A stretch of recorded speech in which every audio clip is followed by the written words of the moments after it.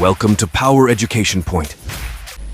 Power education point channel में आप सभी का स्वागत है एक नए वीडियो में। आज के इस वीडियो में हम लोग देखेंगे जगन्नाथ दास रत्नाकर जी का जीवन परिचय एवं साहित्यिक परिचय एवं उनकी कृतियां या रचनाएं।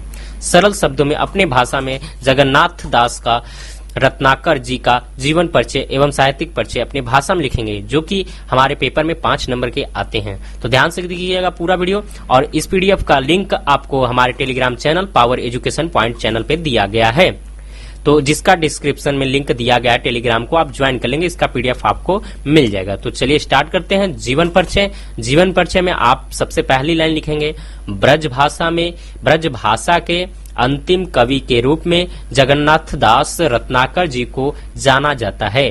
ब्रज भाषा के अंतिम कवि के रूप में किसे जाना जाता है? जगन्नाथ दास रत्नाकर जी को जाना जाता है।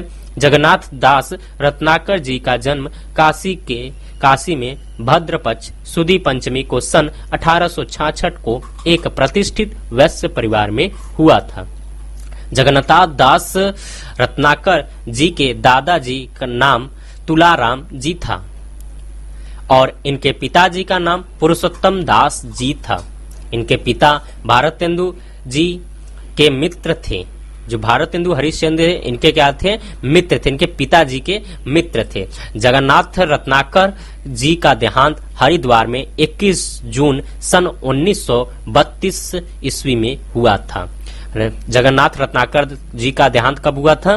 हरिद्वार में हुआ था, 21 जून सन 1932 ईस्वी में हुआ था। अब बात करते हैं जगन्नाथ दास रत्नाकर जी का साहित्यिक परिचय। तो साहित्यिक परिचय किस प्रकार लिखना है, ध्यान से देखिएगा। तो साहित्यिक परिचय में आपको लिखना है, जगन्नाथ दास रत्नाकर जी की प्रारंभिक शिक्षा फारसी भाषा, यहाँ भाषा लिखा चुका है तो यहाँ पे आप भाषा लिख लीजिएगा, भाषा में संपन्न हुई थी। जगन्नाथ रत्नाकर जी की प्रारंभिक शिक्षा किसमें स्टार्ट हुई थी? तो फारसी भाषा में संपन्न हुई थी। यह बाल काल्य से ही बहुत प्रतिभावान बालक थे।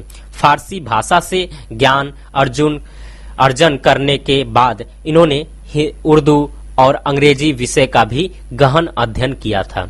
बचपन में ही बीए एलएलबी करने के बाद एमए फारसी की पढ़ाई इनकी माता जी के निधन होने की वजह से पूरी ना हो सकी।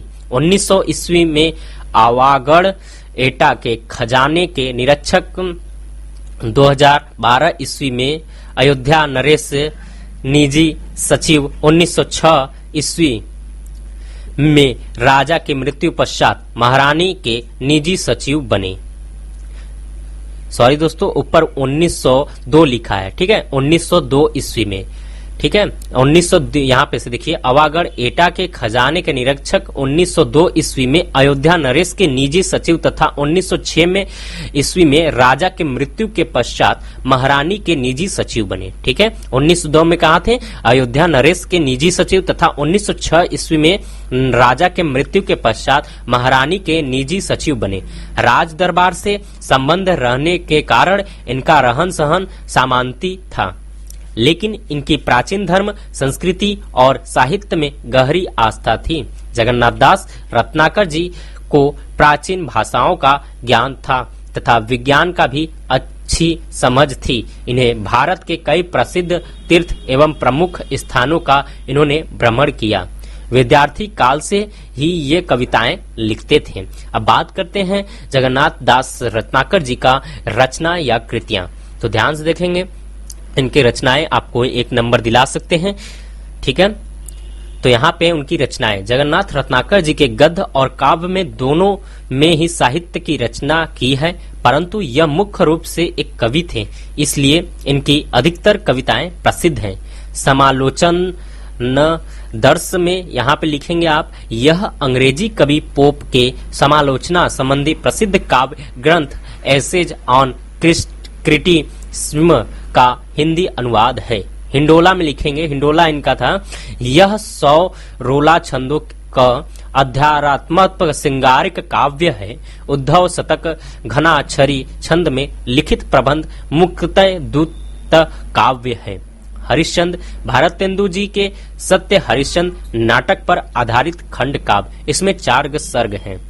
ठीक है, इतना लिख देंगे आप, सर्ग लिखने की कोई जरूरत नहीं है चारों। ठीक है, सिंगार लहरी में आप लिख देंगे इसमें सिंगार परक 166 कवित्व संवय्ये हैं। ठीक है, इसकी पीडीएफ आपको हमारे Telegram channel power education point channel पे मिल जाएगी। धन्यवाद, आज के लिए इतना ही। देखने के लिए धन्यवाद। पावर एजुकेशन पॉइंट पर लाइक, कमेंट और शेयर करना ना भूलें।